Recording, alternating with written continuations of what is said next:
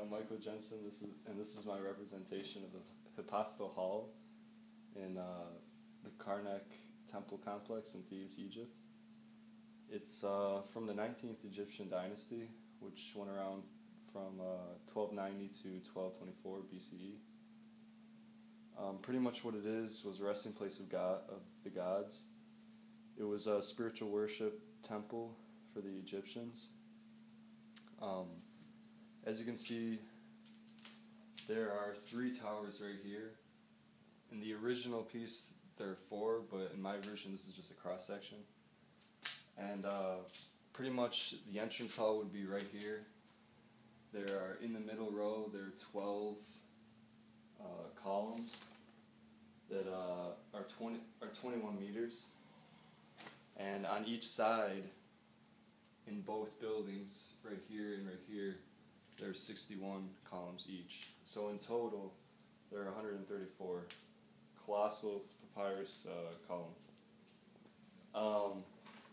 And the material was just all stone, but in my representation, it is cardboard and construction paper.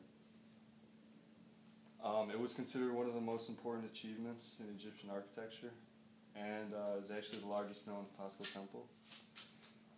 It was begun by Amenhotep III. Later, Menmatri Seti I initiated the decorations, which were on the outside of the temple as well as the inside.